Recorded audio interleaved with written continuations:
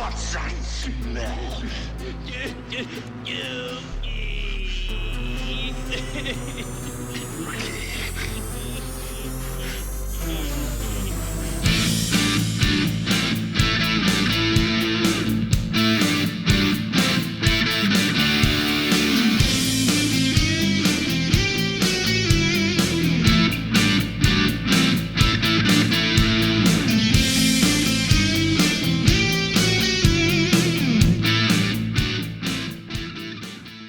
Nice.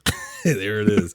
All right. Well, this is WindleyMania. I usually start these out with a monologue, but we'll get into why there's no monologue. But hello, I am Andrew, and with me, as always, is Devin Hopkins. Yo.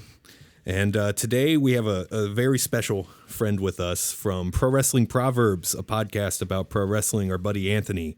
Hey. What's up, man? How you doing? I'm doing great. Thank you for letting me come on. Yeah, we were talking. I just got done listening to the Ring of Honor episode. Oh, really? Yeah. So it's always fun to hear people's perspectives about that. Yeah, that episode was more for my co-host. He's super into like the indie wrestling scene and all that. Yeah. So I was more kind of along for the ride on that episode.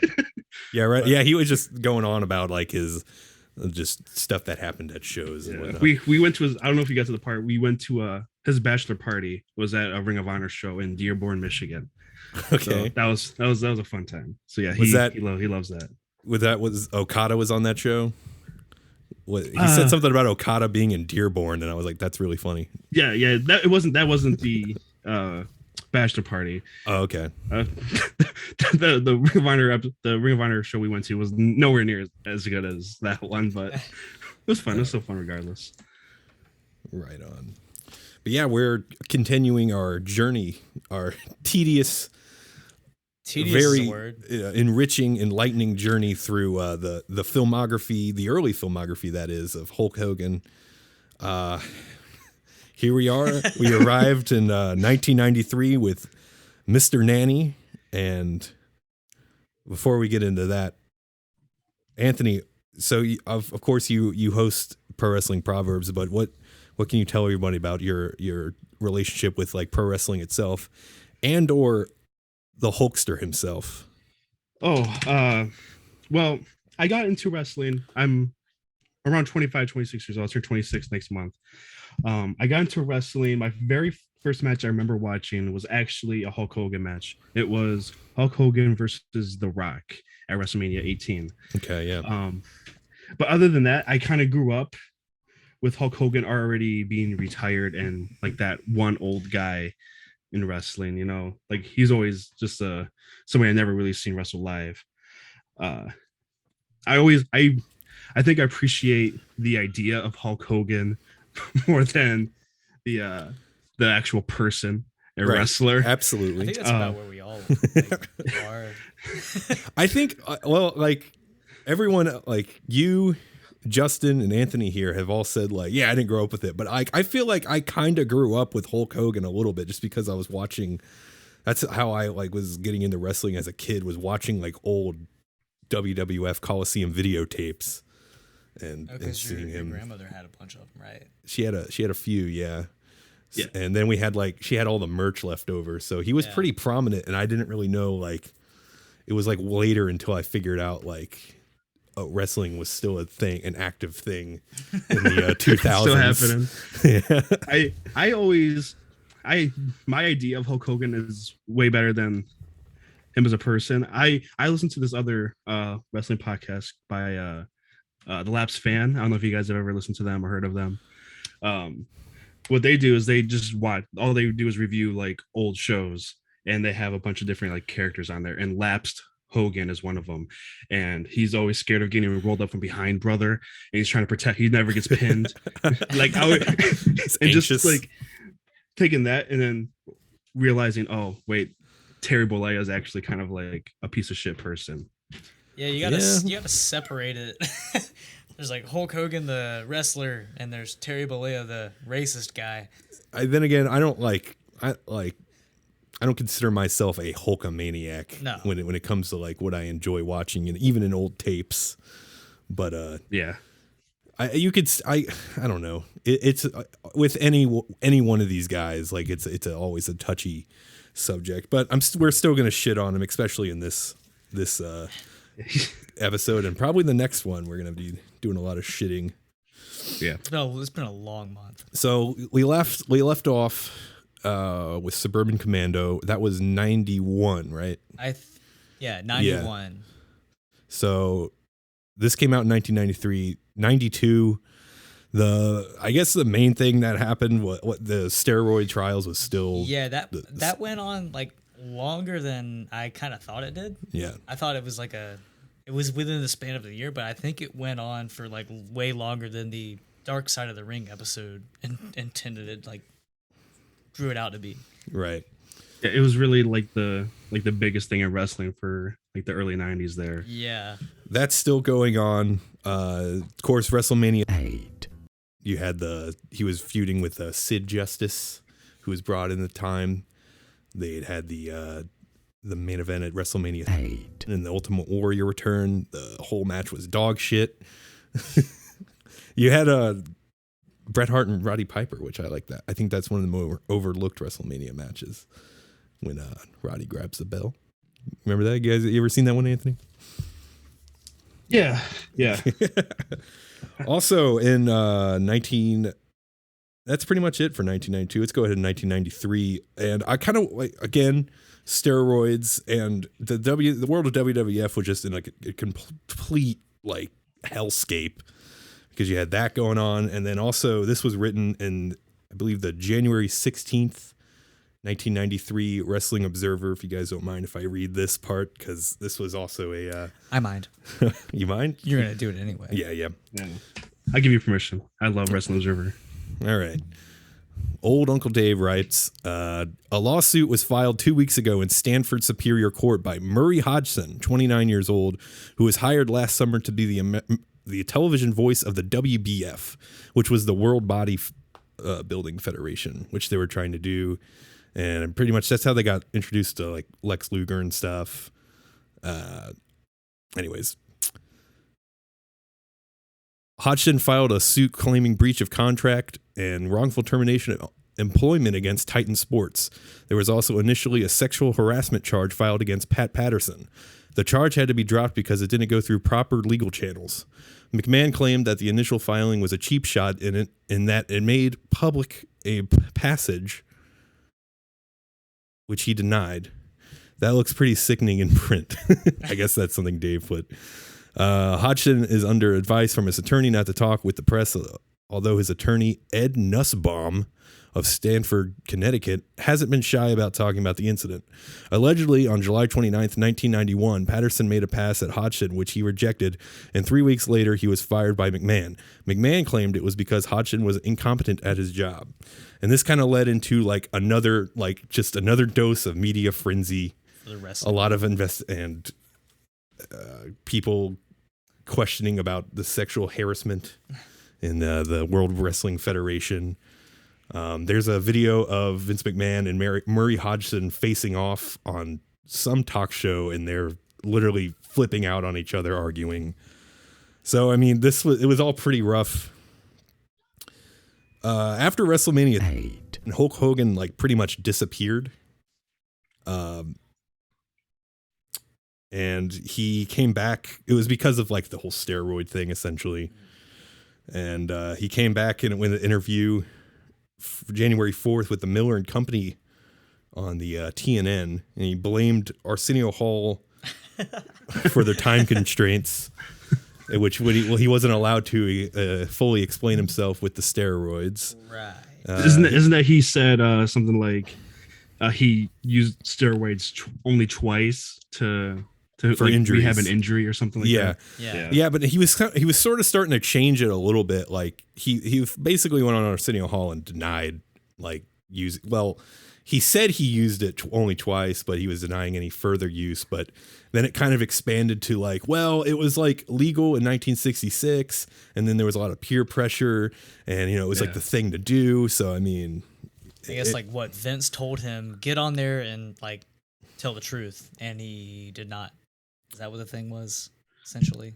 I don't even know if he had a hand in what he was going to say. He probably wanted the best out of it. Exactly. Yeah, I guess best publicity. Allegedly, Jim Ross was let go from WCW around this time, and he had his own radio show, and he brought Macho Man on there. And Macho Man also claimed that he was like, yeah, I told Hulk, like the night of the interview that, don't go on there and lie your ass off, but he did. Also, he was he was disappeared, and he said he was more focused on acting, and he was only really wanting to return to wrestling if it was in Japan. January 7th in the Buffalo News, Anthony Violatoni, very Buffalo name. Anthony Violatani, I don't know. Hulk Hogan, no more Mr. Tough Guy. And this is, of course, when we first get word about his new movie, Mr. Nanny, which was originally be called Rough Stuff. Yeah. And a lot of the rhetoric is very familiar with, like, yelling at little Hulksters for years, and now I'm trying to, like, teach them a lesson and stuff, dude. I'm the whole real guy, brother. He also... Family friendly, brother. He was deflecting more steroid stuff, and he said, all I can relate to is the AIDS and steroids hysteria. So he was basically, like, kept deflecting it, said it was kind of like the AIDS thing. Jesus. Which was very real. Yeah. An actual problem. Yeah. Of course, January 11th, Monday Night Raw debuts in the Manhattan Center. And not a lot of Hulk in there. Only a few appearances. But let's see. I mean, April, there's the WrestleMania 9.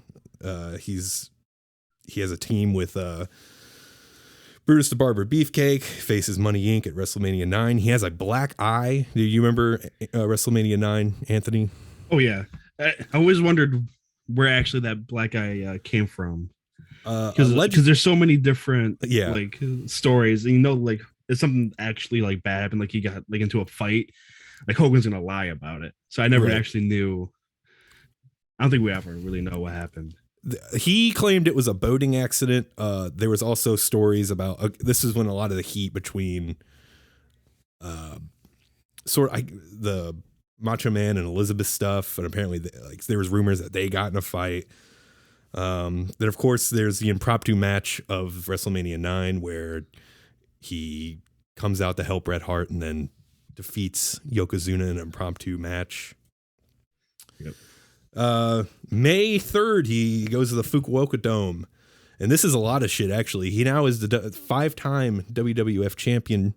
He goes to the Fukuoka Dome, the Wrestling Dontaku show, which is going to be another one at the Fukuoka Dome this next month. Isn't that cute? That's precious. Isn't that cute? Another wrestling Dontaku there. Versus the Great Muta. Before he has a little interview with Masa Saito, and he basically talks about how the WWF title is a stepping stone to the IWGP title. Wow. And then after the show, he has a little post-match interview where it's the famous interview he gives where he says the WWF title is like a toy, a Christmas tree ornament. The WWF belt is like a Honda. The IWGP belt is like a Rolls Royce. It's the real world championship. And buries the shit out of the WWF title. And damn, it tickles me. I'll tell you that much. I love that. What else happens in May? More Money Inc. around house shows in the June, essentially. There's the King of the Ring where Yokozuna defeats Hulk Hogan for the title. And this is when they were going to have Hulk versus Yokozuna for SummerSlam. But then Hulk ends up basically letting his contract expire. And he does like a Europe tour. And as they figure out who's going to challenge Yokozuna at SummerSlam, they have the Stars and Stripes Challenge on the USS Intrepid, July 4th, 1993, where they have a bunch of wrestlers try to slam Yokozuna. And the last person to come in on a chopper is none other than Lex Luger, who comes in a chopper and slams Yokozuna. There's actually a really funny interview in 1993 Paul Heyman gives. He was working with, he was trying to work in Texas. He got fired from WCW. He was starting to work with Todd Gordon for Eastern Championship Wrestling. He gave a little interview with Wade Keller, the Pro Wrestling Torch. And he says basically his new promotion, WWN, was he wanted to build it around Road Warrior Hawk. And he says, like, Road Warrior Hawk should have been the guy to come on the chopper and slam Yokozuna. Like, you're just putting him over the whole time. Very, yeah, so it's like so much shit going on. Let's see. There's the Europe tour. He's basically letting his contract run out. So he's like, sometimes he'll be working these tag matches at house shows and he won't even participate in the match. And he'll just like stand by like the crowd and like chat with them while the match is going on. Just he's so out of it. His contract does run out. He does return to Japan in September, does 2 shows. September 23rd, Great Muta and Hogan versus the Hellraisers, which was Road Warrior Hawk, and Power Warrior, who's Kensuke Sasaki, of course, the Yokohama Arena.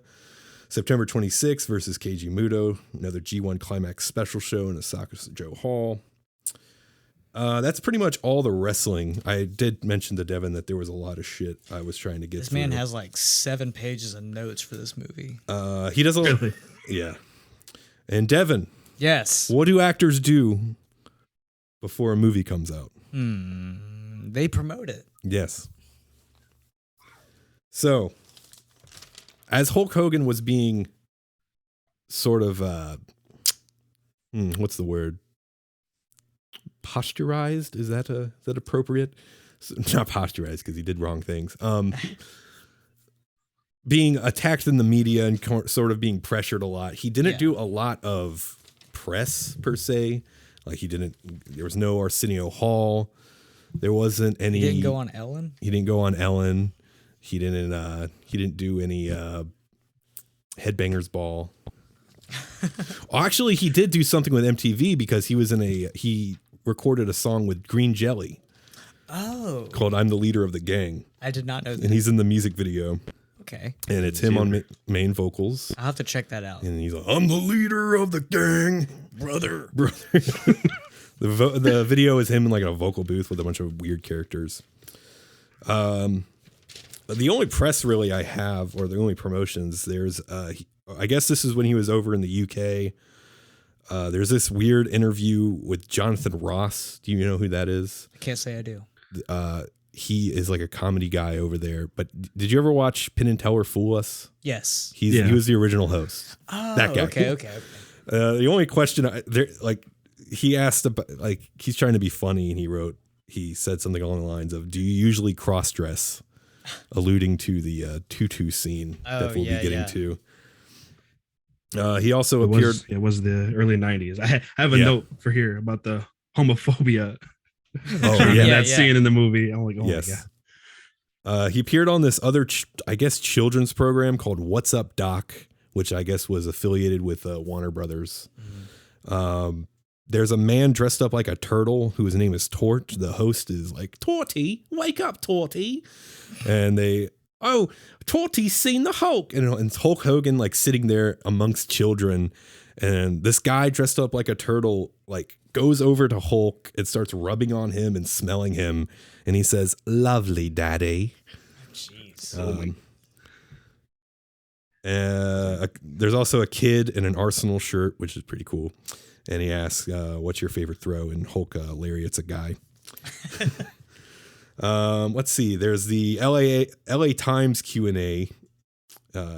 He was asked, "What kind of films do you want to make?" And he claimed he wanted to be the John Wayne of the 90s. Well, he sure did that, didn't he? Yes.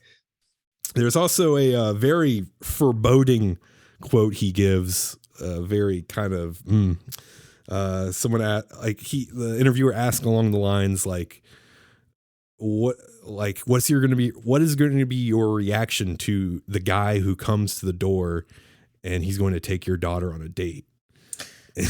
And Hulk said, "All you can do is give your kids all the guidance you can and hope they'll make the right decision," which is we saw how what he thinks good guidance, what he thinks the right decision is. So. And also he's has a deal to start filming Thunder in Paradise. Oh yeah, that's right. which Was a show and a movie. it was like the first 2 episodes ended up being a TV movie, and there was like a Okay. rest was the show. Which the rest was like 1 or 2 seasons, maybe. It was like 1 season. It was 20 episodes. Okay, yeah. And that's what would lead him to WCW. Yes. At least filming that show, because they filmed right next door to where they're doing TV tapings in Orlando, I think. Okay. Yeah. So you'd meet Eric Bischoff there, and like, Hulk, why don't you just I got all this guaranteed money over here. Why don't you just come be the biggest star in wrestling again? Hey, we have all this money we're trying to get rid of, and some of it we don't really have. Do you want some of it? Harry, listen. Billionaire Ted is giving me way too much fucking money. I have to. His Hulk Hogan's WCW contract is the most absurd thing like I've ever seen, like, for a wrestler. Yes. There's certain shows where he got 100% of the ticket sales for that show. Oh my god. Yeah. It's written in his contract along with creative control. So crazy contract that he got in WCW because of him doing Thunder in Paradise. So, which, I mean, have you guys seen Thunder in Paradise? No, I thought it was going to be on this list that you gave me at the beginning of the month. But Maybe it'll come up later. Oh, jeez. Yeah. Are we going to do the Christmas movie too? Maybe it'll come up later, is all I'll say. You know, there's Santa with muscles. like, of course, he has those projects, but he's not the only wrestler to do acting. No, not at all. No. But let's get to this goddamn movie. I'll shut up about all the Finally history.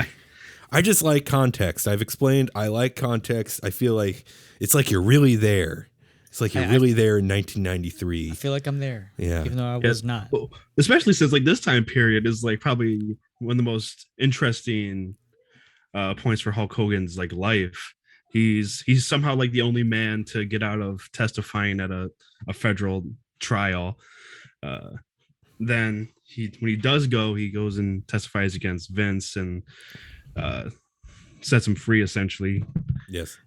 It's just this crazy time. The whole steroid trial, very interesting. If you guys haven't seen the Dark Side of the Ring of it, you guys just brought it up earlier, so you have. Yeah, I watched it at work last week because I knew we were doing this. Yeah, my break. I still have not watched it, but I've like skimmed over old Observers and old Pro Wrestling Torches to kind of like catch up on different info. Yeah, it's also just to see how slim Hulk Hogan gets very quickly over the next couple of years compared to the mid 80s. Yes, I feel like he could get away with like. They used to make like the whole the drug free policy thing they had was kind of a joke, especially when it comes to some guys. It still is. Yeah. It still It is. seems to be like if you're like the top of the card, you can do whatever the hell you want. Yeah. Basically. I actually read a funny one. It was like WCW was doing their testing this week. Scott Norton got excused because he was painting his house. It's always dumb stuff like that too. All you need is a doctor's note, and they all have the same crooked doctor too. They'll like, oh, he's on testosterone treatment, he needs it, right? So he's exempt. Where forever you find in his system, he stubbed his toe. Yeah, he needs the testosterone to get over that. But with the losing weight thing, I mean, people were shocked to see him, pop up in things like after being gone for like a year and just being like smaller, like in WrestleMania 9 or at the Fukuoka Dome. He just looks like tiny compared to like, some of the more other stuff we've been watching recently. But Mr. Nanny comes out April 2nd in the UK, but then it gets delayed like 4 or 5 times and doesn't come out here until October 8th. It's directed by, let me read this name, Michael Gottlieb. Wait, he's done other. I've recognized that name. He's done other stuff. He's done Mannequin. He's done some Cheech Marin movie, and he does this one movie that we have to talk about at some point. It's called A Kid in King Arthur's Court. Oh, is that one that came out last year or the year before? No, this came out in like the 90s. It's it was a different like the kid who was gonna be king or some shit that came out recently. But I do recognize that Michael Gottlieb name. Maybe he's done more TV. I I didn't. I don't remember checking out his TV stuff. I did not. I didn't do that. That's my dive bad. in. That's my bad. It was a really busy weekend. A really busy week. Yeah.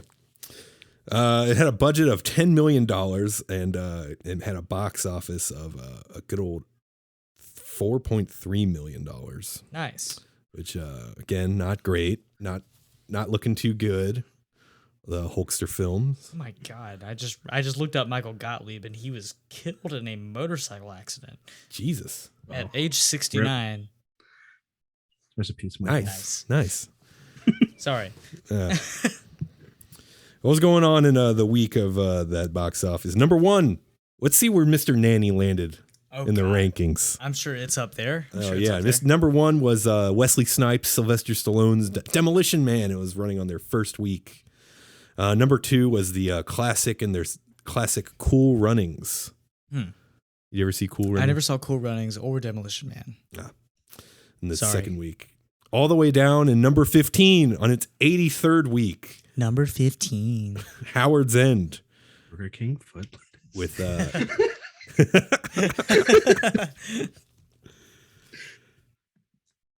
Mr. Nanny's wasn't even on the fucking list, by the way. Like Howard's End was number 15 on the number 15, and it was in its 83rd week, and it made $2,167. First week for Mr. Nanny, not even fucking scratching any of the. Jeez. Yes. Nobody went to see that movie. No. But here we are with Mr. Nanny. I mean, pardon me. What were you guys expecting going into this great film? I'll let Anthony go first. Yeah, go for it. I think I got exactly what I expected. One of those movies that's so bad that it kind of comes around to the other side where like, this is actually kind of good. But yeah, I didn't see this movie until about 3 days ago. And I thought Hulk Hogan would be a better actor. He's a pretty good professional wrestler, which is like 50% acting. Yeah. Sure, yeah. But he somehow does not translate to the big screen.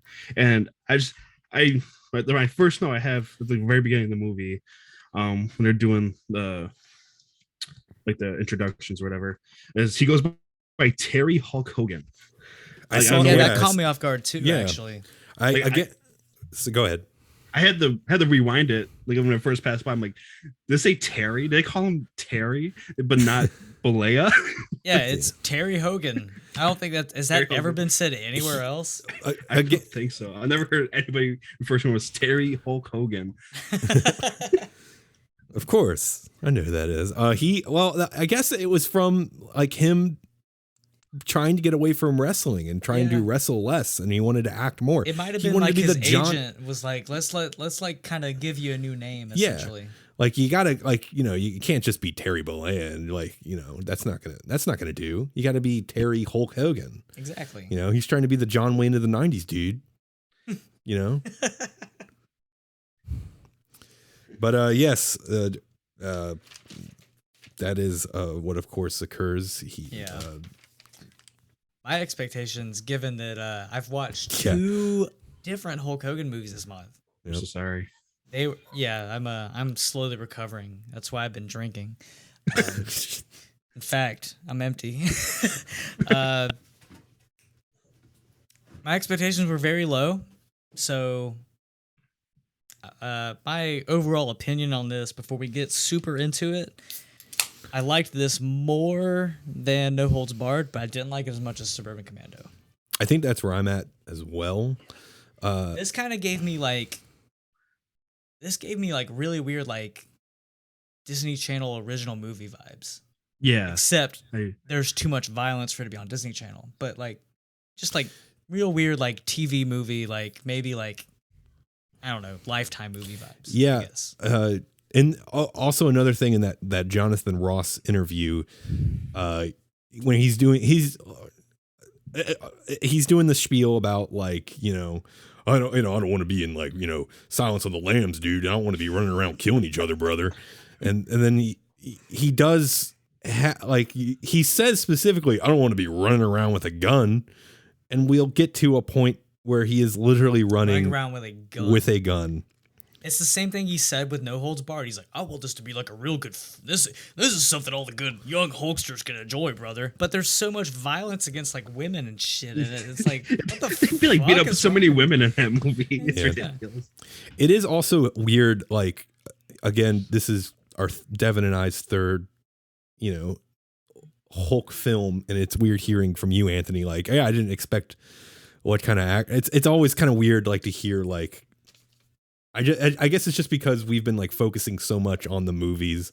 It's sort of like, oh yeah, I guess like no one watched these fucking movies and no one wants to. We're most of the time we're like-minded about like movies and how we go into them. So like, I guess that kind of, I don't know. Yeah, I didn't. As far as expectations, I mean, at this point, I don't like. I'm just trying to fucking. We're just trying to get through the trying month. to roll through it, bro. We're trying to get through the month. I'm trying to Just get it over with. Maybe in a through couple it, weeks. dude. I hope we can just go back to normal. Fucking 23 hours a day, dude. It's all cool. But that fucking 1 hour of the day where I have to watch this goddamn Hulk Hogan movie, it makes me hurt a little bit. Makes me hurt. Yeah, but dude. Yeah, I put it off for as long as possible. Like, you messaged me a couple weeks ago to come on. I was like, Yeah. I really don't want to watch this movie. Like, they just had to volunteer me for this. I was like, I already said I'd go on. I'll go on the show. I had to get it. I have to watch this movie now. I didn't even buy it. I Damn it! I rented it on Amazon. I feel like an idiot now. Well, Yeah. I didn't. I watched it today. I didn't really like want to dig for it for too long. So, I just typed in I just found it like on some streaming site on like off Google. Like had to turn my ad blocker and VPN on and just roll. I'm like, I'm not spending $3 on this movie. I wish I hadn't. The other two movies I didn't spend money on, so I guess I can spend money on this one. Give a little. Give a little bit. Give you Hulk know. a taste, dude. Give Hulk a taste. Put some work in it, brother. Hulk Hogan will get a check in the mail like 6 weeks from now Oh, for hell like yeah. 47 cents because of you.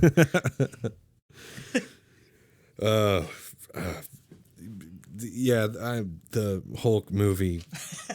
God, Yeah. I don't know. It was a movie, yes. It was definitely a was. movie that I watched. It's It definitely had a beginning, middle, and end. Something like that. Yeah. I think. Oh, but Yeah. with as far as like last minute, I literally finished this movie an hour and a half ago. Oh, you're fresh. Yeah, because Yeah. I texted you and you said I haven't watched it yet, but I'll be there around 7. Yeah. And I said I watched it this morning. I spent like a whole night trying to do like the context bullshit, and I was like, oh yeah, I gotta watch this fucking movie, and I can't just do an hour on context. I was just talking to my girlfriend before coming into here. I was like, I don't know if I remember anything that happened in this movie because I've been working on this other like wrestling related like subject, and I've been like putting research into that for like 20 hours like the past like 2 days. yeah. And I'm like, now I gotta figure out what I did before that. It's been hard. Thank God I got some sort of notes written down from when I watched it. But Yeah. I didn't write down a whole lot of notes, but it's still fresh enough in my brain. I can piece us through the movie. Fortunately, these movies aren't like fucking like Taxi Driver or The Godfather. It's not that hard. Yeah. like if you get the gist. Anyways, again, we do open up with the credits. We see Hulk Hogan. He's fishing / sleeping on like a pier, and in his brain, brother, he's having a horrible time. He's Yeah. freaking the fuck out in his head. He's getting his ass kicked by Jim Neidhart and Brutus Beefcake. Yeah, his real life worst nightmare. Yeah. Oh no, I'm putting someone over, dude. Oh, brother. Are you shooting at me, brother? Et tu, beefcake. Et tu. And he's like still dressed in his like fisherman get up. Yeah. Like it happened while he was at the pier too. It's like, oh shit, I got captured. Now I'm in a wrestling ring. And he has a very long hat on. Did you see Yes, his hat? The bill was Yeah, very the long. bill was very I noticed long. that. It looked like a fucking like Charlie Brown hat. Yes. He looked like a fucking dork. And he's fishing. He's dreaming. He's nightmaring. Yeah. If that's a verb. And eventually he, I guess, gets a bite, and he gets thrown back, and Yeah, he reels it in. He talks to the fish for a minute. He said, like, don't tell your friends, brother. Yeah, it was a tiny fish. Yeah. Isn't that funny? Tiny little fish knocking over what his work weight in this film was 293 pounds, he claims. So I didn't catch that. He says it later on. But he's fishing and he gets the fish, and then appears George Jefferson from the Jeffersons. Limps over to him with a job offer. Yes, he I guess George. Well, it's who's the guy's name? Sherman Hemsley, who plays Bert Wilson. Oh, by the way, Hulk Hogan's name in this is Sean Armstrong, who is a professional wrestler. And I guess he's like out of work, and then he's just kind of like looking for other things. Maybe he wants to get back into it. It didn't really. Yeah, it's just kind of like it's not very clear, but it does sort of reflect like reality in a way. Like like there's parts where he's like, he doesn't really want to wrestle that much anymore. Mm-hmm. But I don't know, and maybe he was having maybe that's what really happened to him in real life. He was having nightmares about, working. Yeah. He's like, I'm going to get old. I'm going to have to start putting younger guys over and stuff like that. But, yes, I'm just going to refer to this character as George Jefferson. We're referring to him as George Jefferson and Hulk Hogan. Yes. So, he's in the security business, and he offers, Hulk a job, which, Hulk replies, I'm not a bodyguard, dude. I'm a wrestler. And they're fucking broke, and Hulk eventually takes the job, and he's going to be he doesn't really necessarily know what the job is, but he has to go to this one fella named Alex Mason Sr., played by Austin Pendleton, one of my least favorite actors of all time.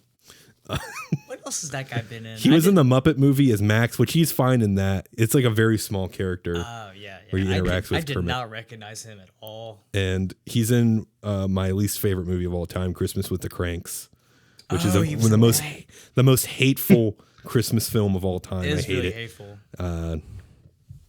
That's all I remember him from. He's in Finding Nemo. Who's he in that? He's Gurgle.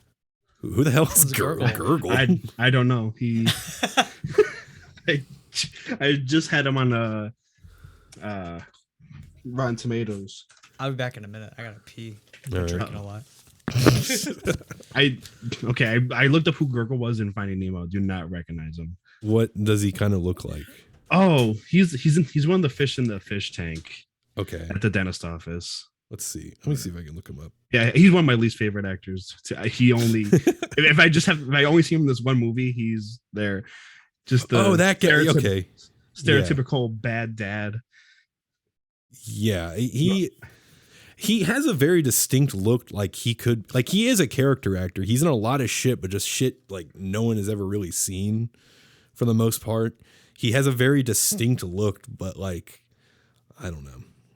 Anytime I've seen him, it's just, and especially in this movie, it was filled with, made my body boil with hate.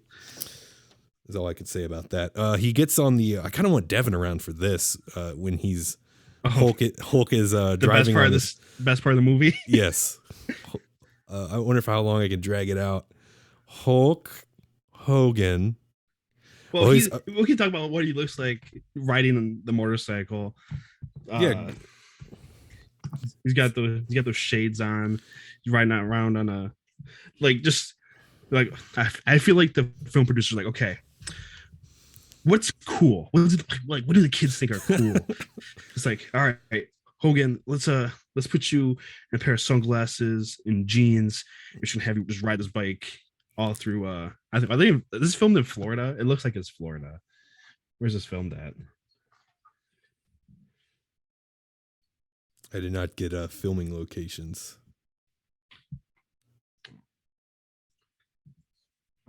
Oh yeah, Miami. Yeah, like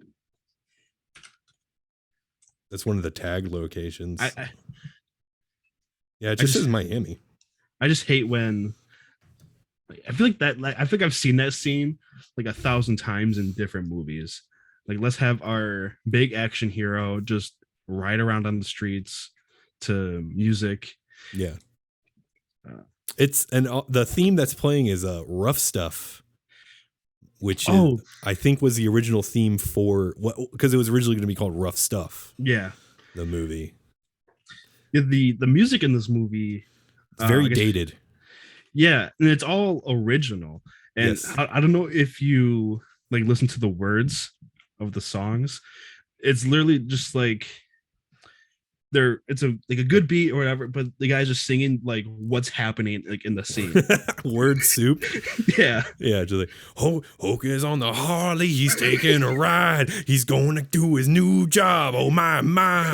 Yeah. Exactly. But it happens like 3 or 4 times during this movie. It's just I believe like that a lot of the music was made by David Johansen, who plays the villain in this, Mr. Thanatos, I believe. Thanatos? How do you say his name? Thanatos, and that was the That's he was the singer of the New York Dolls, Yes, right? he's Buster Poindexter. Yep. Who has one of the most annoying songs in the world, Hot Hot Hot. at first I thought they said Thanos. Yeah. I'm like, It's like, it's oh. Thanos. I was like, what? He's got the infinity scalp. Yes. Which but now that Devin's back, we were talking about Hulk on his Harley, he's going to his job, and there's the iconic scene where he's riding to his new job, riding around the streets of Miami, and in the background there's a lake and there's a fella and he has a dog and he is throwing the dog into the water. Yeah. Did anyone find anything about like why, like, or was it just a coincidence? Like, I don't know. That's like the only thing that comes up when you look up this movie too. So that's Yes. that's more what this movie is known for. Yes. Is the animal cruelty. It takes Like, place within the honestly first like forgot- 5 minutes of the movie. I forgot about like that scene. 'Cause I've seen that scene before, Yes. but then like I've seen it happen. Like, oh, it's from this movie. Yeah. Yeah, I honestly have no idea. Like they had to have noticed. I guess they Like, in probably editing, did. right? And they're just like, oh, let's keep it in, see if anyone, is like a little joke. Like, no one's gonna watch this fucking movie in the first place. So it's Yeah, just it was like, yeah, fuck it. No one's gonna see it. No one's gonna care. I did Now it's the main talking point in this movie. Yeah, I remember seeing the clip of it like years ago, and then like for some reason in my memory, I thought he was on a bridge and he was throwing the dog off a bridge. But thank God it wasn't a bridge. It's just like That was Anchorman. okay. I've never seen that. You ever seen Anchorman? No, You gotta do Anchorman. I don't want to do an episode, but I'll watch it. No, you gotta do an episode. Oh, Come on, we can't do a good movie on this podcast. We'll talk about specifically the editing of Anchorman. Jeez. And the most tedious.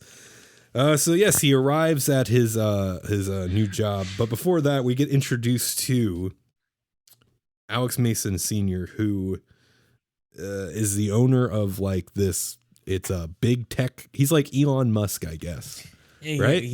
But he actually invented things. Yeah. Yeah. He runs like this like software development company. Yeah. But no, he works for I guess he somehow works for like the government somehow because it's like a missile diffusing device or Yes. something. It's Yeah. it's the He works peace for Raytheon. the Peace Finder computer chip, Yeah. which is like a defense system that will shoot missiles out of the sky. That they keep on a camera memory card. like some like SD card or something. Yeah, that is or like a Nintendo DS cartridge. yeah, That's what it looks it's on like, a kind of. freaking Zelda Wind Waker remaster card for the DS.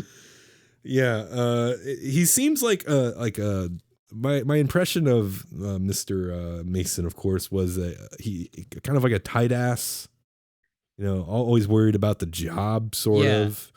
of. And I don't know. He just like these previous 2 movies. There's always been businessmen who have ended up being very villainous. Mm-hmm. And this guy doesn't like, he has some bad qualities but like he's I guess the first one who eventually sort of sees the light towards the end. There's change that happens, but he's not like the villain, which I kind of thought he was going to be like them. I thought so too. But of course, I'm kind of glad it wasn't just for the sake of this movie being slightly different. Yeah, yeah. Hulk arrives at the, what is it called? Mason Systems Incorporated, I believe. And there's a really weird slogan on the sign that says like your dreams from yesterday are today's realities tomorrow, or something like that. so stupid. It says some shit like That's that. like some fucking Walt Disney World like word soup mishmash. Yeah, Like- exactly. Like something like some fucking like when they put up the construction boards and they always put like a fake Walt quote. Yeah. Hulk arrives and I guess Mason puts it on high alert.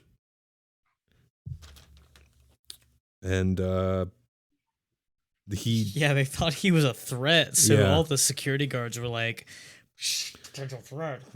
yeah. And he gets in a fight.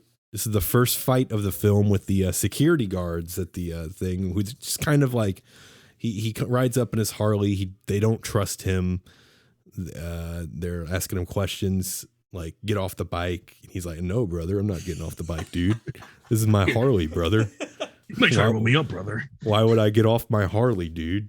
You're not supposed to stand by it. You're supposed to ride on it." Let me tell you something, brother. Yeah. Let me tell you something about my Harley. He vandalizes the security booth and beats the shit out of these security guard people. And I think Mason and his head of security kind of looks down at it through their window, and they're like, "Do you want me to?" The head of security guy's like, "You want me to take care of it?" And Mr. Mason is like, "Nah, dude, That's my guy. that's my guy." He said, "That's my guy." Who he's gonna hire to be a bodyguard. Not for the chip, not for the company, But for his kids. but for his kids. Yes.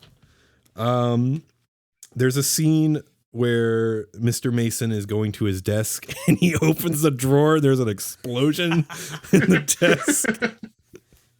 And then he's like, "Oh shit." And he receives a phone call and you get a close up to these very Very villainous lips. just lips, big lips. Yeah. And you get introduced to Mr. Thanos.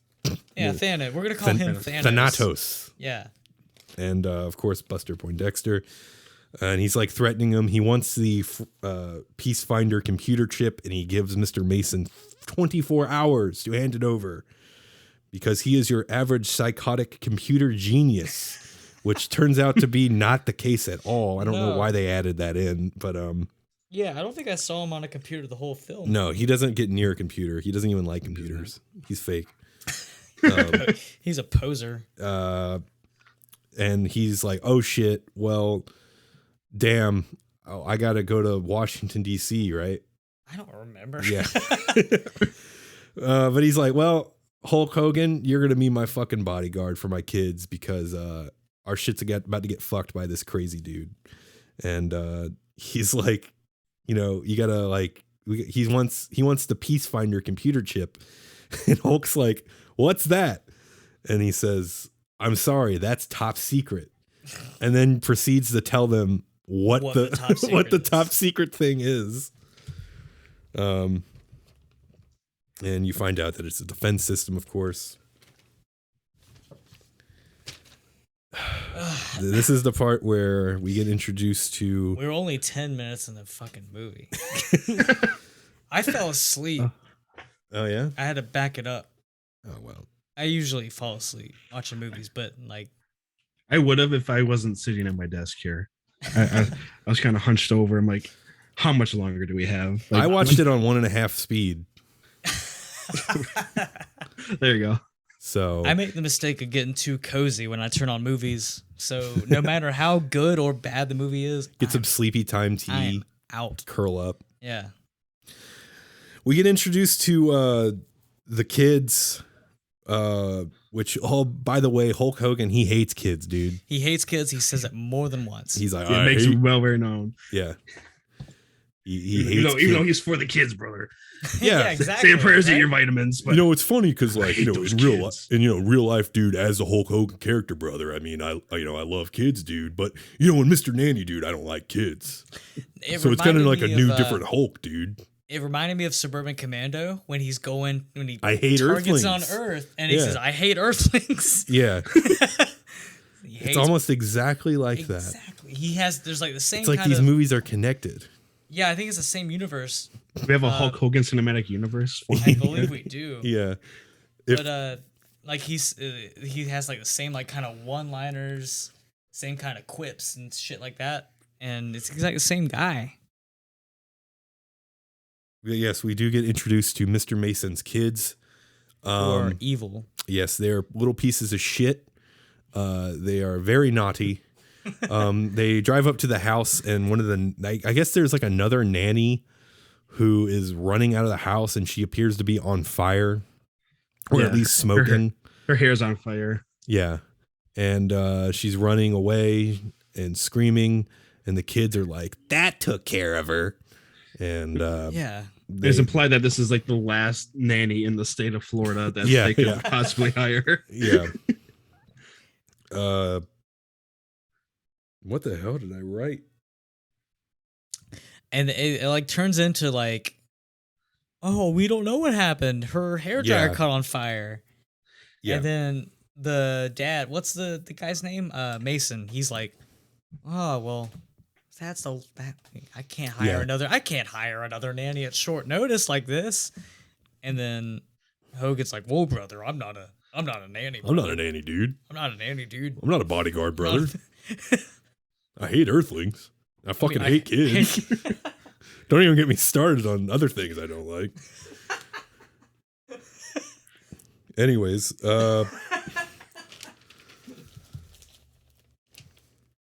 we get introduced to the house chef, who is Corrine, played by Mother Love. Mother Love. I loved her. She was awesome. She was definitely one of my favorite the best character in the movie. Yeah. She makes the joke, "Ha, Mr. Nanny," which is that's like because the movie's called Mr. Nanny. Yeah. Because they ran out of nannies, and Hulk Hogan has to take care of these kids like a nanny. Right. And So, and it's like, he's a Wait, guy. Mr. Nanny, which do you call regular nannies Miss Nanny? Have you like Mrs. Nanny, Miss Nanny? Well, Fran Drescher was the nanny. Right. But I don't not, think they called her the. They would don't it, call- they call her Miss would it Nanny. be more like the nanny, maybe? Yeah. I don't know where she came up with Mr. Nanny, but She had how do they come up with this stuff, dude? I don't know. It's crazy, right?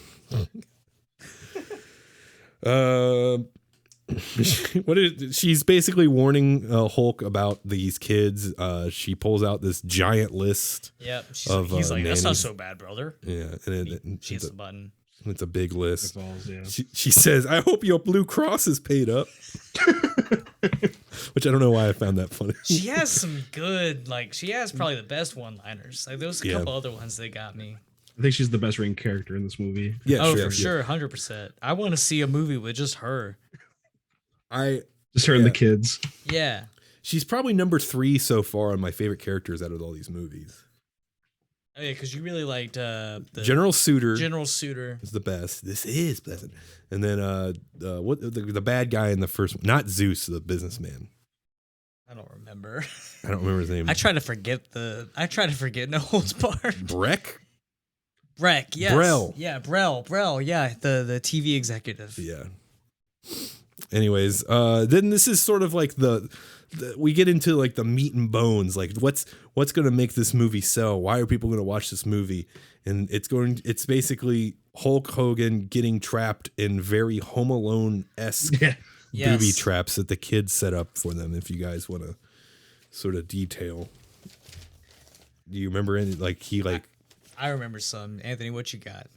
I remember the gym one. Yeah. They put the magnets on. Oh, Or some sort of like magnet device, and it makes like the weights, like he's like benching it, and they turn the weight all the way down. And he's like, "Man, it's been a while since I worked out, brother." He starts like overpowering it, and then they turn it, and they almost like kill him, like More than once. Yeah. Yeah. Like attempted murder charges. That's the thing. Like these kids are trying to get rid of him. Yeah, that by son's killing like a- him. But and they do have intentions to kill him. Yeah. The little girl does like They use the word kill. I Yes. think I can't remember what scenario it was. Yeah, it's some it's when he gets shocked in the shower and he like comes out and he's like that was that was stimulating, dude. And then he like touched both of their heads and shot them to get him back. And He's like, I know what y'all are doing. Yeah, that would kill somebody. Oh yeah, for sure, 100%. Oh, yeah, my God. You can't kill the Hulkster brother. Dude. That's when the boy calls Hulk. He says he's one tough mother, yeah.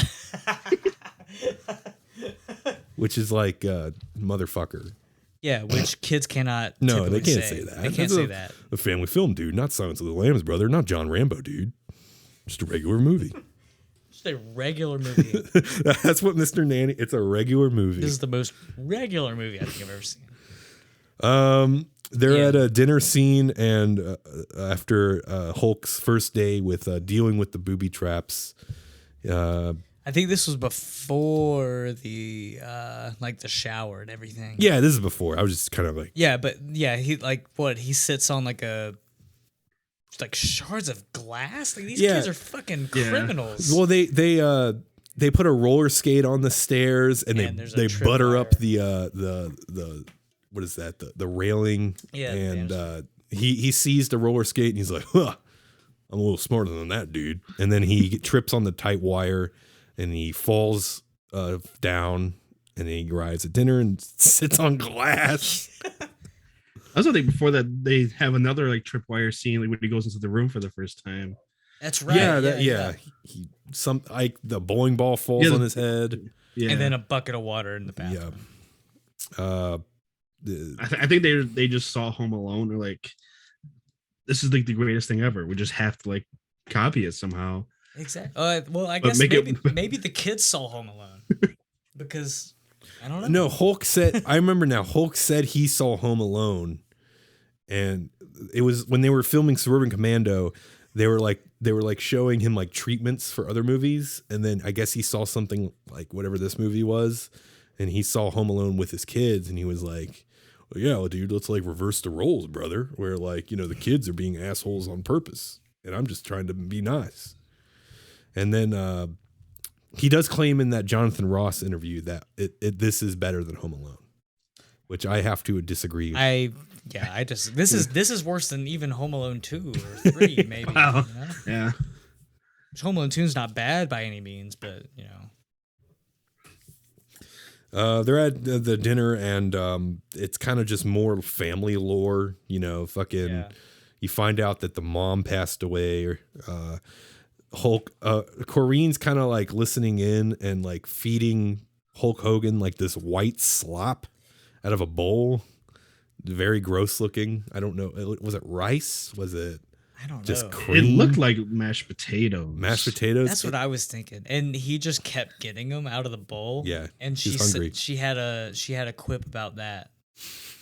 Like, I should something about the whole bowl. I don't know. yeah, I should leave you the whole bowl or something like that.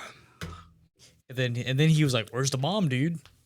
And then that's when and she told him. she's like, "She's dead, brother."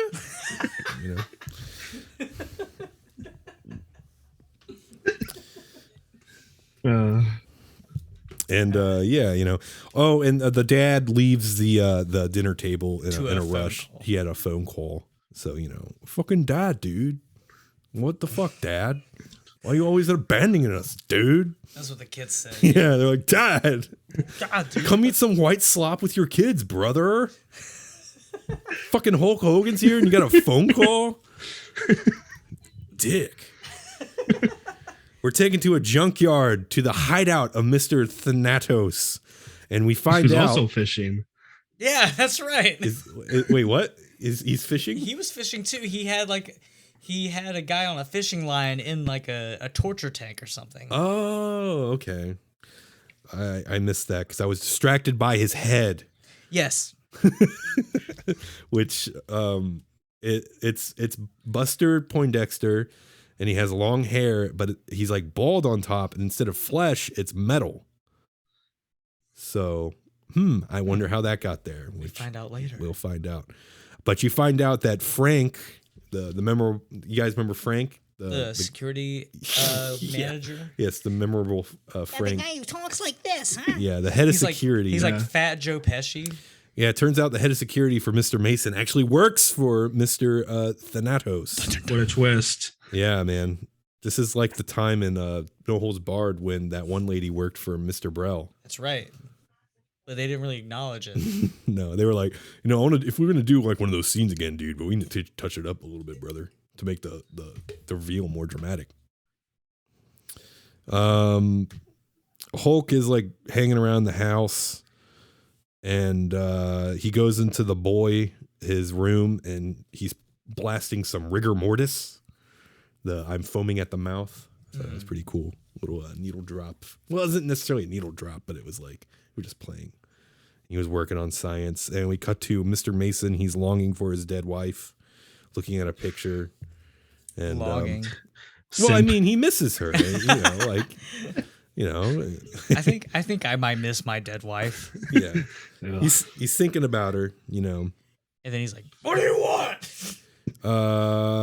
Hulk goes in there and he's like, "Yo, when the fuck is the nanny gonna get here?" And this, of course, is when Mr. Mason's like, "We gotta look at a fucking state, dude, because my kids suck, but I don't want to acknowledge that, and I don't know why they would suck. I mean, I'm fucking so loving to them. It's weird, dude." And Hulk's like, "Get a fucking nanny now," and then he says, I don't know. I just thought this was funny. "I'm going to check the grounds and hit the rack."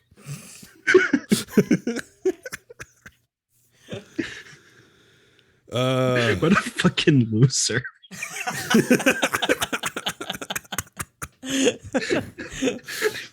I forgot that he has the dumbest lines in this movie. Yeah, I found out that Hulk Hogan says a lot of dumb shit in these movies. Yeah. And like, he fucking gives it his all, dude. You think like each movie I've watched of this, like I thought like, okay, maybe he'll get a little better. I was wrong. No. He saved it all for Thunder in Paradise, I believe. All right, I guess I'll find out when we get there. We'll have to find out one day.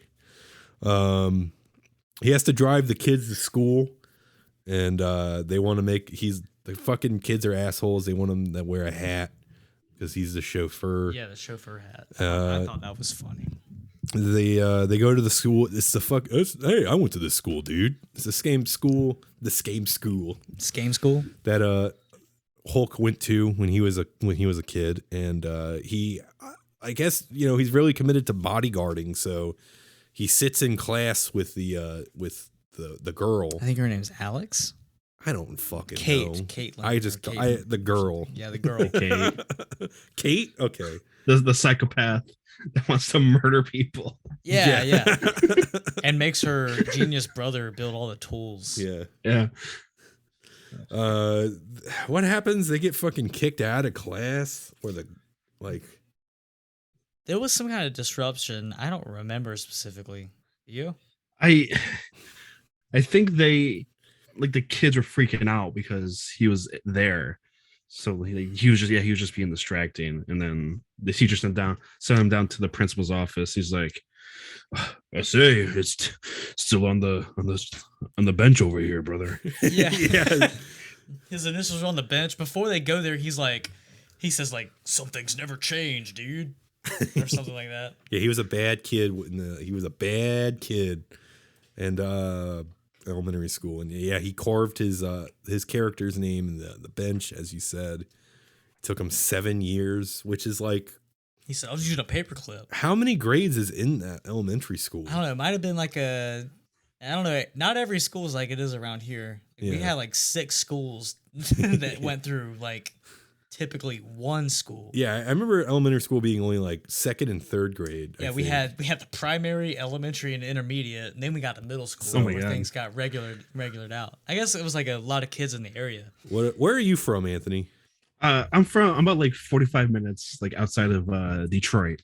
Oh, right on. Okay. So we had kindergarten and through 5th grade all in one building. I don't know why I didn't ask that like an hour ago, but that's all right. When Hulk's on your brain, dude, you can't think of anything else. Yeah.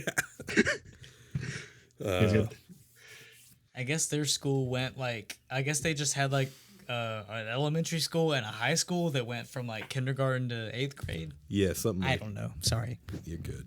But yeah, and then he like talked to the principal. Like the principal give me the principal was very creepy looking. Yeah, He looked like a creep. That I don't know. I think that school district should look into that principal. I was expecting the principal to be like a cameo of like some other like wrestler or something, but it wasn't. Maybe I don't know. Maybe that guy worked. Maybe the guy was. I don't know. You know, just no one knew. I was expecting to like the principal to be someone like, you know, would be generally recognized for whatever reason. Just like, oh hey, look at that. All right, so they fucking leave school. What happens next? I don't fucking remember. I don't remember this part actually. It all kind of just blends together. I think there's more mayhem. Yeah. For Mr. Nanny here. Oh, there's more. I believe this is the gym. This is the gym shenanigans with the magnetic. That's right. Stuff, and yep. He with the dumbbell, like he's lifting the dumbbells as you said, and they have this weird magnetic device that makes it levitate. And Hulk is making very disgusting noises while doing so. He's like, if you close your eyes, it's all sorts of wrong. It's like you're watching the Gawker film. Yes. I don't even want to recreate the noises. It's foul. It's not good. It's foul. He gets on the elliptical too. Yes. And that's oh yeah, that was funny. So he gets on the elliptical and he knows these like kids are fucking with him, but he lets the boy program the fucking thing. Yeah. Like why? And then they strap his shoes to it too, right? Yeah. So he couldn't move. Yeah. And he's going like what really elliptical fast. goes that fast anyway? Yeah. 90 miles per hour. The kid was like, I programmed it at 90 miles an hour. What a dick. The kids are assholes. I think that's like, I didn't write down a lot of notes, but I just wrote down Kids suck. The kids are here. I unlocked my phone finally. I just wrote down these kids are awful, literal murderers. That's all I wrote down. That's essentially what I wrote down too. I think after that is the shower scene where he gets another attempted murder. Yeah. Because in the gym, like the bar goes into the ceiling and stays there for like a couple seconds. He like realized like, oh shit, because like it's about to come right down. It would have like landed on his neck and decapitated him. Then they try to kill him again, like 30 minutes later in the shower. They really are just they don't mince words. They are trying to murder this man, and that's bad. This father should be put behind bars for child neglect. Yeah, well, the father's too fucking busy for this shit. He's too busy to go to jail. He's got to go to Washington, D.C. for, some reason. And he's like, he's talking to Hulk, and he's like, yo, Hulk, can you fucking tell my kids bye? Because I got to go right now. And Hulk's like, why don't you do it yourself, man? Why don't you just do it yourself, dude? They're your kids. And he's too fucking busy. There was a couple scenes like that, I think. Yeah. And then he's like, what do you mean by that? What do you mean by me talking to my kids? That's outrageous. Right. We're taken back to the Mason's workplace where his head of security breaks in with Buster Poindexter, and Wolfgang and the whole crew is there to break in and attempt to steal the chip. And they fail because the chip is not really there. And Buster Poindexter freaks out, slams his head in the wall. Yeah, just a failed heist. And they beat up Frank, and he's left in like a weird neck brace thing. Yeah. Probably my other favorite scene in the movie comes up next. And the boy is at school, and he gets bullied by these two kids. Which, you get what you fucking put out in the world, man. He got what he was coming to him. Yeah. All right. He deserved it. I'd bully that kid too. They fucking steal his wallet. They call him, a fucking idiot or whatever. And Rich asshole gets what he deserves. yes, and we're taken back to the house. The kids are scheming. They're like, we need to get rid of this fucking kid.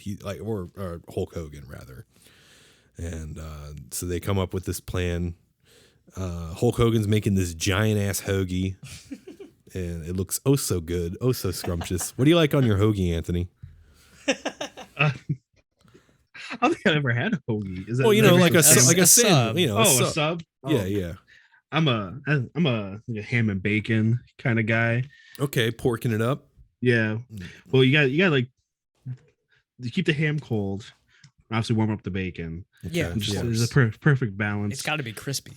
Like if I'm going like Subway, like that's usually what I'll get. You got to throw on everything on it. So. Right on. Well, what do you like in your hoagie? Oh, dude, man, I know we got to talk about this movie. I don't know, like I can't spend the rest of the time talking about hoagies. No, I don't know, like anything really. I mean, roast beef is good, depending on what they're packing in there with a little bit of the horseradish. The fucking you can get an Italian's, a little pepperoni, a little bit of slam. I usually go Italian, Yeah. like wherever I go. I'm at Publix like once or twice a week. Yeah, because they got good subs. The salami and the prosciutto. Yeah, I need to go visit a Publix. I've never been to one. I didn't know if they had them up there or not. They don't. We don't have any like the good like gas station. This is a grocery store. Grocery store type food. Yeah. I'm talking about what's that one with like the raccoon. Buc-ee's. Chipmunk. Yeah. There's a Buc-ee's like an hour and a half away from us that's like just about to open. It's the first one in South Carolina. Right. Like I went down to Florida earlier this year and I stopped at a Buc-ee's and changed my life. They got so much shit there. Next time I go on a road trip down south, I'm gonna have to try to find a Publix. I heard on TikTok, it's really popular on TikTok. Hit up a Sheetz if you're in they have them in like Virginia and North Carolina for sure. Okay. I think it's like everywhere north of us in South Carolina, they have Sheetz and Wawa. But those are the good gas stations. Anyway, I'm getting hungry now. Where are we at in the movie? We're getting there. I promise. I don't even know if we're halfway through yet. Probably not. We're getting. I mean, we're about halfway. I feel it was like an hour and 45. No, right? it's only an hour and 23, dude. Felt like an eternity. I watched. Well, for me, it was only like 40 fucking minutes. I got rid of. I shaved off like half an hour. You turned it off 1.5 speed. So. Because I was like, well, when it started, I was like, I don't know. I was kind of a crunch to get here, and let's fucking do it, Let's see, fucking the kids scheme. Hulk. Oh, he's fucking munching down on this big hoagie. I'm really I'm so jealous, and he hears the girl scream like, I'm fucking in trouble. I can't swim. Kareen, the chef, is in there with him, and she's like, don't fall for it, and then he falls for it. He runs out there to save the day. I believe another tripwire. He falls right into the fucking pool. No, he gets in the diving board and it falls down, and it's like a bunch of red dye, and he looks like Freddy Krueger. Yeah, sort of after. He called it like the blood pit or something. That's right. Something mischievous like that. Yeah. They've done this before. Yes. Yeah. He's very pissed off, and he decides that, I'm not fucking leaving. I'm going to nanny the shit out of you two. I'm going to Mr. Nanny the shit out of you. Yes. And they're like, oh, fuck. And they start kind of like, damn, dude, they kind of feel a little bad. They're listening to him. He cuts a promo basically on these kids. He's like, listen here, brother. Yeah, he gets into the Hulk Hogan promo voice for these kids. Yeah, in a way. George Jefferson is calling Hulk throughout the movie about the conversations they're having is I fucking hate it here, George Jefferson, and why'd you give me this job? And now it's sort of like, hey, George Jefferson, I'm staying.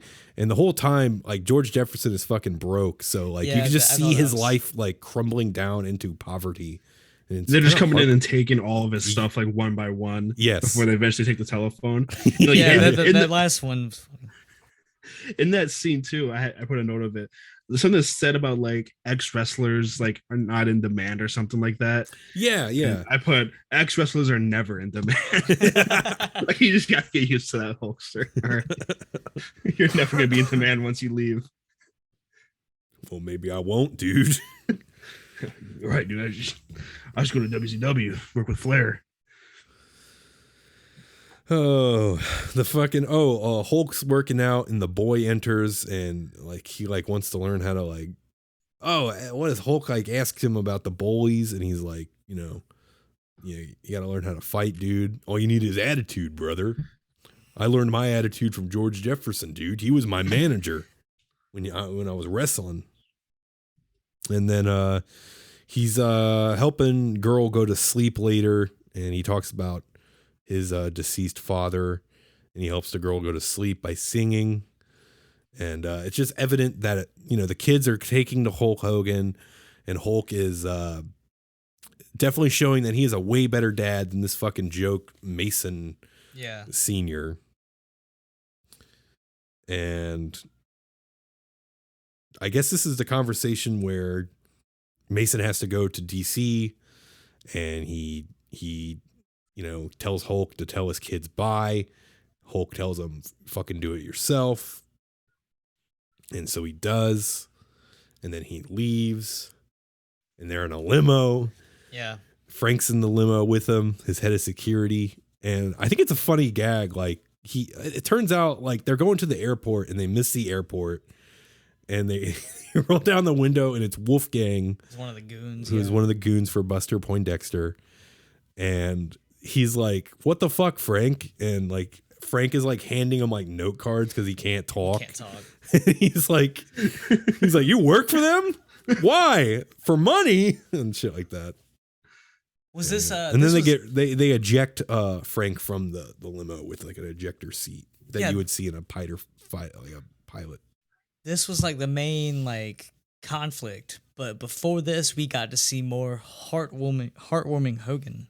Well, yeah, I went like he's like being cool with the kids. He's like talks to them and yeah. Does he say that his dad went to hell or something like that too? Basically, yeah, because the girl was like, my mom went to heaven. He's like, my dad didn't go there, brother. I didn't even remember that. Yeah. Oh yeah. Oh my god. Yeah, he was like the girl couldn't sleep and she was like, Daddy, and he's like, just me, brother. And so he goes in there and like tries to comfort her and shit. And that's one of the scenes where I was telling Andrew earlier while you were gone that the music in this movie is just some guy just singing what's happening during the movie. Exactly.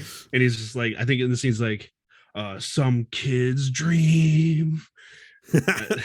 Hulk's dad is dead and he's burning in hell.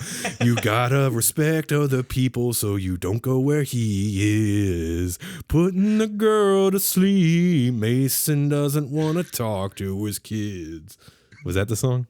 That's pretty much it, right? Yeah. Word for word right there. I remember the song from the beginning that was like, I was rough stuff. Yeah. It was like I was wishing I was fishing or something like that. Yeah. I want to go fishing or whatever. Yeah. That's a lot of like the 80s and 90s like lower budget films. Like they just like the songs in that movie were just like what was happening in the movie. Like they gave like a band the title of the movie and they said write a song. They should have done that they should do that now. Yeah, they should like in the Batman. Yeah. They should do that like for the Dickies, like the Killer Clowns from Outer Space. Yeah. The Batman. It's raining in Gotham again. 7th day in a row. He ain't getting no sleep. All right. So George Jefferson is at the mansion now. And they talk about this guy. When they talk about George Jefferson's, he's limping around, he's got the cane, and he was shot from protecting Hulk.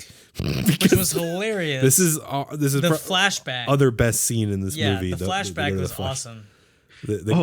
Hogan's fake toupee to cover his bald spot. His flare hair, essentially. They're back. They're like, yeah, dude, I got shot by this fucking promoter. He wanted us to rig a match. That's what wrestling is. Yeah, dude. So yeah, the scene, they're backstage in like a locker room. They're like counting their money. Like, yeah, dude, we did great. And then fucking Buster Poindexter pops in, and he was the promoter at the time. And he's got a fucking massive fro or just perm or whatever. A big ball of hair. Which they make a point that like, yeah, this hair was important. Yes, they make fun of him. And they also didn't throw the match like that he wanted. He says, "First you defy me, then you mock my hair. You're dead." And he pulls out a fucking gun and then shoots George. On me, brother. Yeah.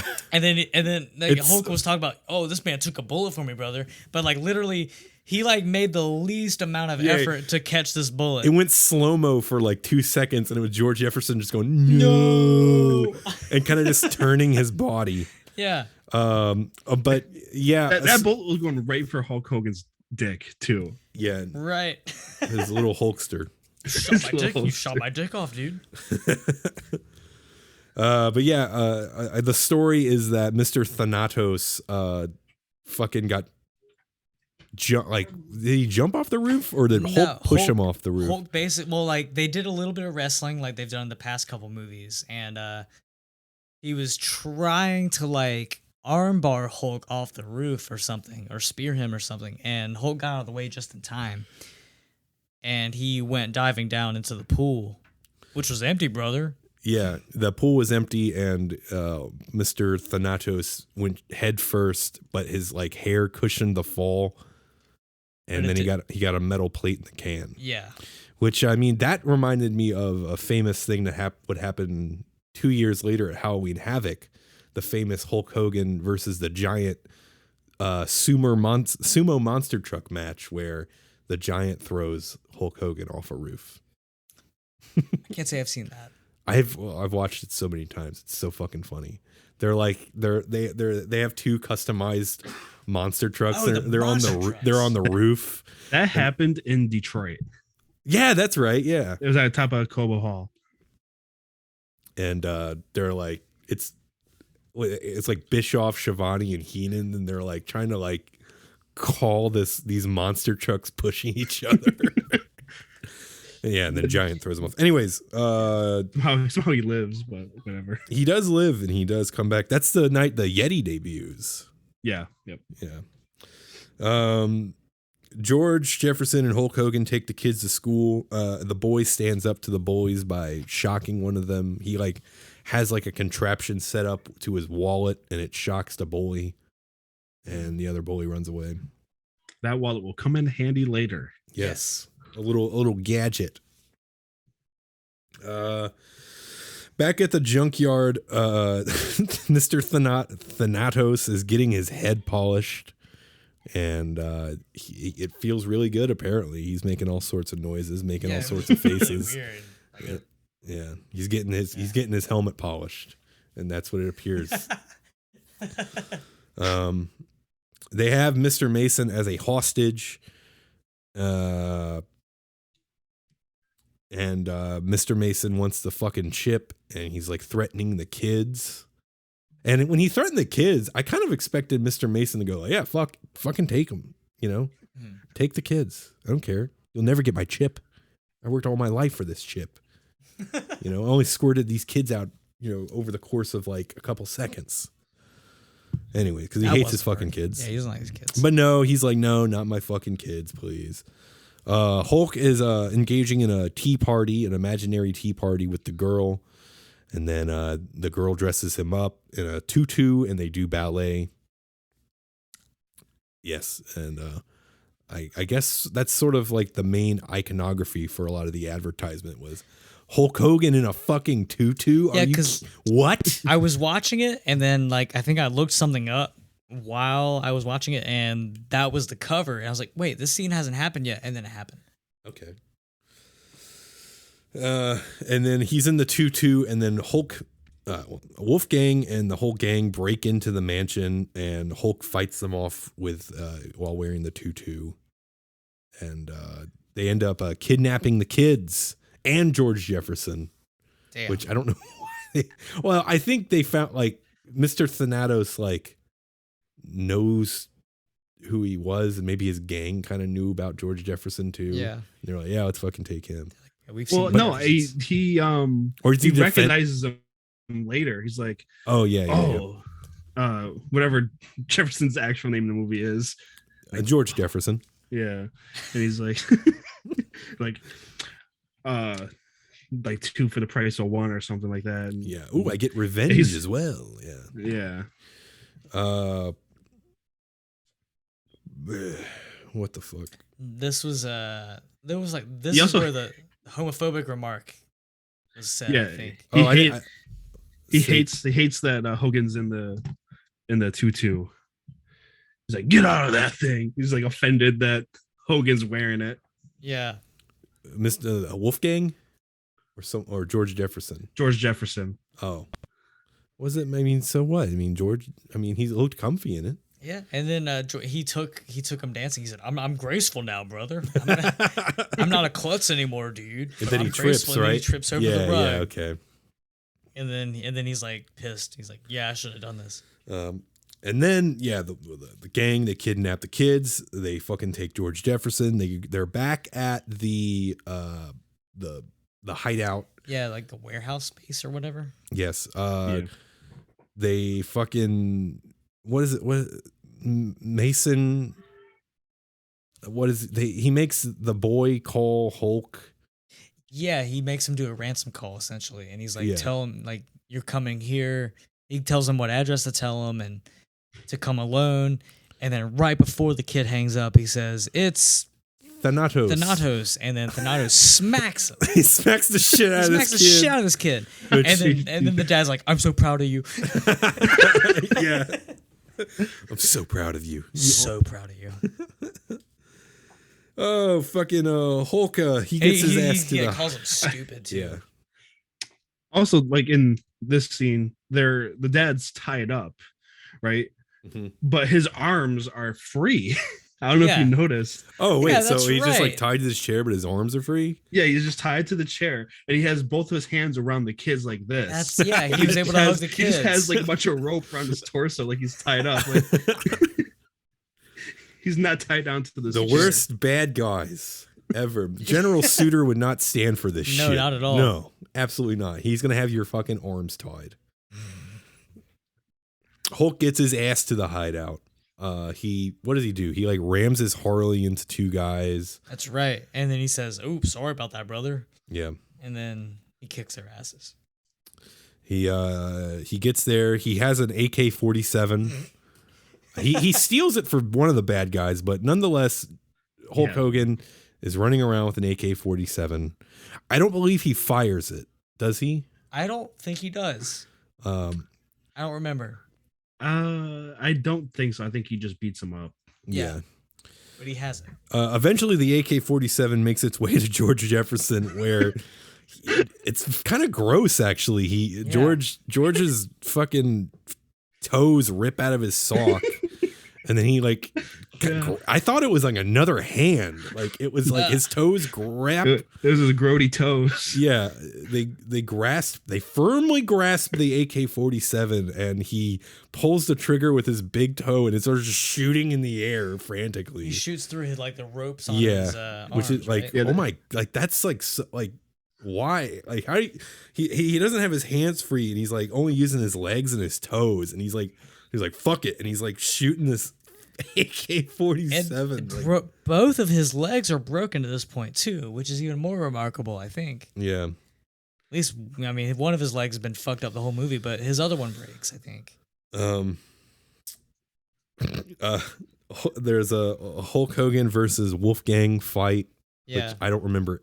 I was like, oh my God, I'm like 5 minutes towards the fucking finishing line. Let's fucking go, dude. Yeah. They fight. Wolfgang gets defeated. Does anyone remember the manner in which he gets defeated? I actually don't. Mm. Like I said, I dozed off. Wasn't it the wallet? Or no? Yeah. Well, the wallet was a thing. Well, was that in the following fight when Hulk Hogan faces off against Thanatos? which Thanatos, like his fighting style was just like bending over and like using his head to ram into things. And it was almost like if he was like a Smash character and someone just like was like just using the same move over and over again. Just the up B the whole time. He says, I think Thanatos shouts, "I will not be denied my pleasure." And then like the Mason and the kids like work out this like device thing, and Buster Poindexter, well, Mr. Thanatos grabs onto it, and it sends him like rocketing in the fucking space. Yeah. He gets like there's like a metal pole, right? And he spins around it like comically fast. Yes. And then he gets launched, and then he's gone. Yeah. And then the metal part of the helmet falls to the ground. Yeah. And spins around for a sec. He's gone. And then that's pretty much, all the bad guys are defeated. The microchip is safe. We got to see George doll. Jefferson's. It was inside the girl's doll the whole time. Yeah, it wasn't in the toilet seat. No, right? Yeah, he had a toilet. We forgot a couple things. The kid told him to get the toilet seat and the wallet. Yeah, or something like that. And like earlier when Hulk was comforting the kids, the girl said, "Take the dolly," and then he went and talked to the dad and said, "Why don't you tell him you love him, brother?" Yeah. And he did, and he put the chip in the dolly. So that's how that happened. Okay. I think we skipped that. I'm glad we're all caught. This is very important for me. This was less of a chore than No Holds Barred, for sure. Yeah. Mm-hmm. It ends on one final prank. Yes, it does. Well, Hulk and Mason, they call each other brave. Yeah. And Hulk is going to go take a vacation. And then George has a job. George Jefferson has a job, I guess, as the new head of security. And then, of course, the two little shitters, they tell Hulk he loves them, and Hulk loves them too. And they do one little fucking last prank, and it sends them like flying off his Harley. Yeah. Yeah. Freeze frame. Make him stay. End credit. Yeah, we're gonna make him stay this time. Yeah. Freeze frame. End credits. Mr. Nanny. What a movie. God damn it. I don't understand why this got like 6% on Rotten Tomatoes. Sure, I got 100. Well, let me ask you guys: how many out of 5? How many shiny metal skull things would you give it? How many? I'll do 1.5 shiny metal skulls out of 5. I gave it 2 for the kitchen. What was her name? Kareen. Mother Love, Kareen. Yeah, because of how awesome she was, and the attempted murder plots of the children were very entertaining to watch. That was the best part of the movie. What makes this movie so bad, I think, is the other storyline with Thanatos or Thanos or whoever. Yeah, it's all very like messy. in the Nintendo DS chip.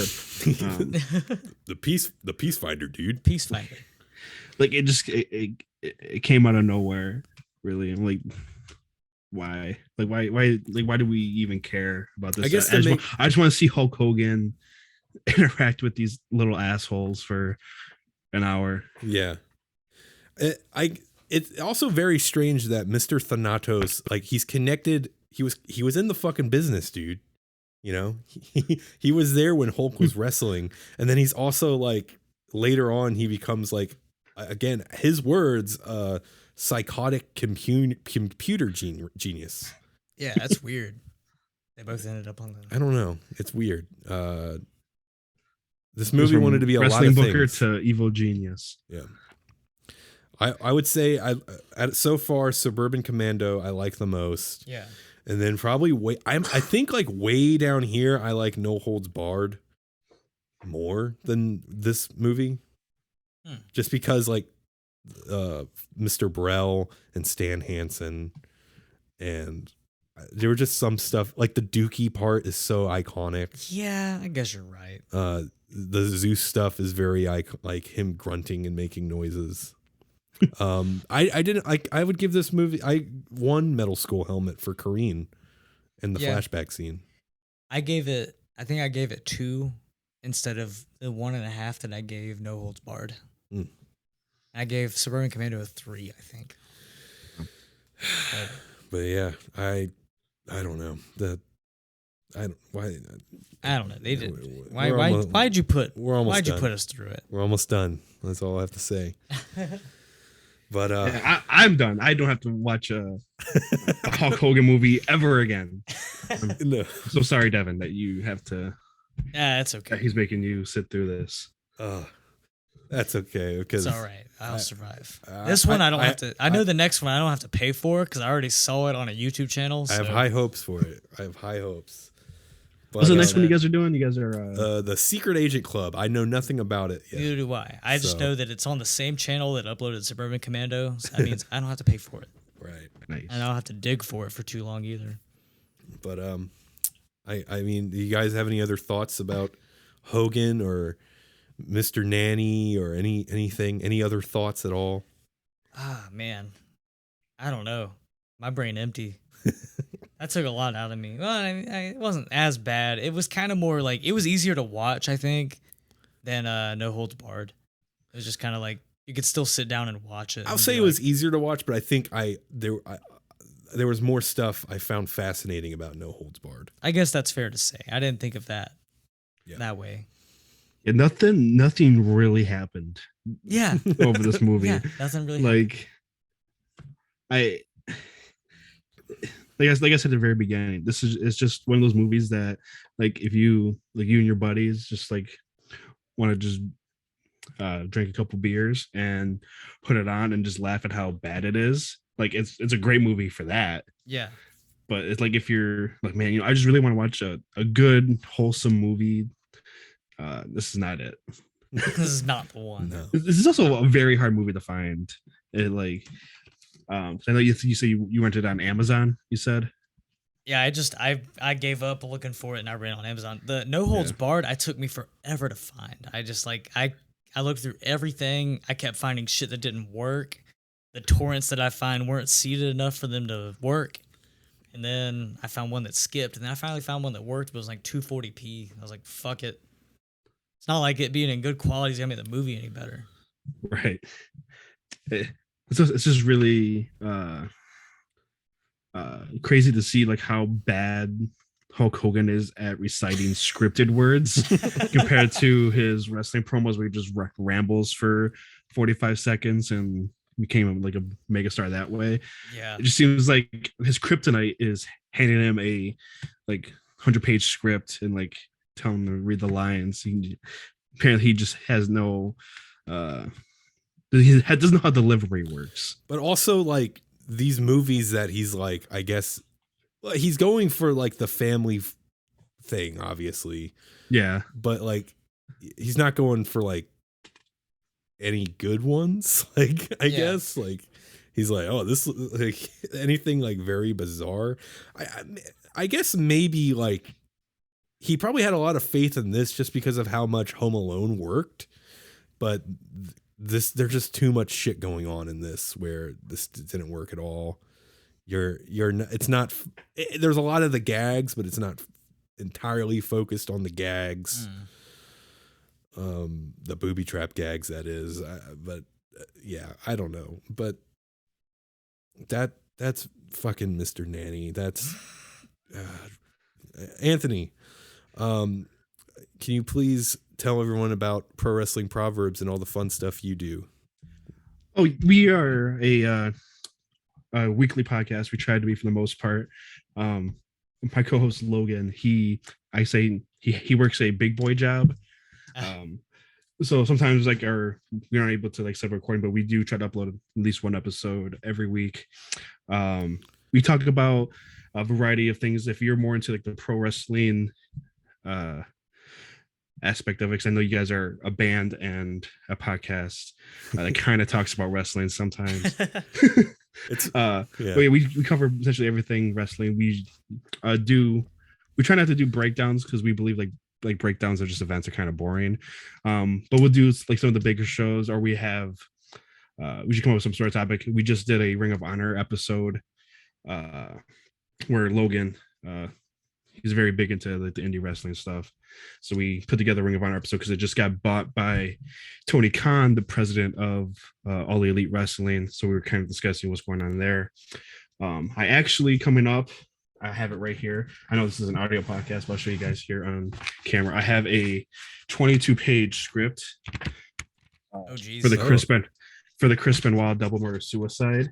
Oh damn! Jeez. It includes all the text messages that him and Nancy sent, like the months leading up to it, his whereabouts, all that kind of stuff. I just finished the final draft on that last night. Actually, it's about 8,700 words. So that's gonna be coming out early May. If you guys want to check that out, it's gonna be. I know they did a Dark Side of the Ring episode on it. I don't know if you guys watched that one. This will go into way more detail. I'll probably check that out then.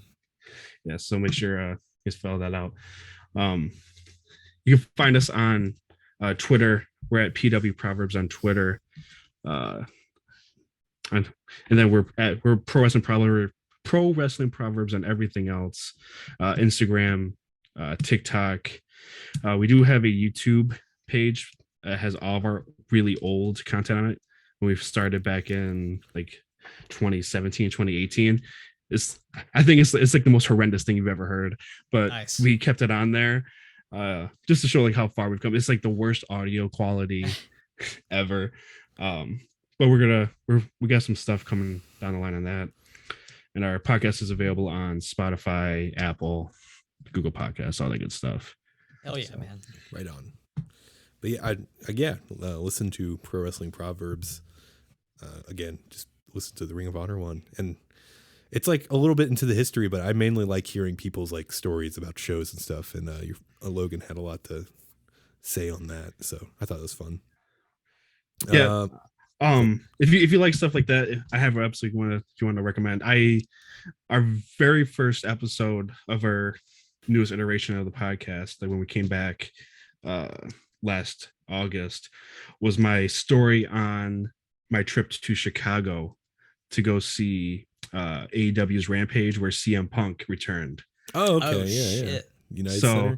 it was a very kind of last minute trip. Me, my girlfriend, and her little brother, we decided to go. We left at noon, drove the 5 hours from Detroit to Chicago, saw the show. Like it was like 3 hours, and then drove. I didn't have money for a hotel, so we drove home right after. Damn. 5 hours. We got home at 5 a.m. So I think that's our first episode. Is one of our better ones. So check out if you like hearing stories about wrestling shows. Yeah. But yeah, thanks a lot for agreeing to watch this egregious film and hopping on here with us. Well, thank you. It was my pleasure. I'll very gladly come on again if as long as you don't force me to watch a Hulk Hogan movie. Okay, how about maybe a Roddy movie? I know I did say before we started. I'll come back on for Hogan Knows Best if you want to. Oh yeah. Okay. If you want to do season 1 and 2 of Hogan Knows Best, we can break that down. All right. Well, this week actually, the Windley boys are doing a bunch of other stuff. April 22nd, we'll be at Reggie's 42nd Street in Wilmington, hopping back there. This time, a lot of more local bands. I'm excited to see that. Hyperloops, The Mongers, Busted Radio. Should be fun. Starts at 8. April 23rd, this Saturday, we'll be back at the Great and Grand Island Bar. Right down the road if you're in Myrtle Beach. Your locals. And Colorblind Dinosaurs, fun little ska band. Our buddy Spider Bucket. Hopefully it's the full band Spider Bucket. I hope so we too. saw last time. Yeah. And Brevity out of Charleston. And that's a free ass show. It's free. No dollars. Come hang out at Island Bar. Those are always a fucking blast. And then Sunday we'll be in Charleston at our beloved Tua Lingua. Great venue there with TV Moms, Never Any Ordinary, and Crunch for Time. It also starts at 8. And I think someone from Never Any Ordinary is also in a brevity, so we'll get to see yes, one of them. some of the we'll be seeing them. Yep. And for more Windley crap, follow at Windley_band on all the social media bullshit, and then check out windleyhub.blogspot.com. You don't post any more on there? I did post a little post about our last weekend run, kind of like detailing like my perspective with Connor about like what we did. Okay. And so I'll that's check on that there out. too. I didn't share it around or anything, but I will, I guess. You should. And yeah, I might do some other stuff. I wanted to, but anyways, that's a bunch of bullshit. Anyways, that's it. This is WindleyMania.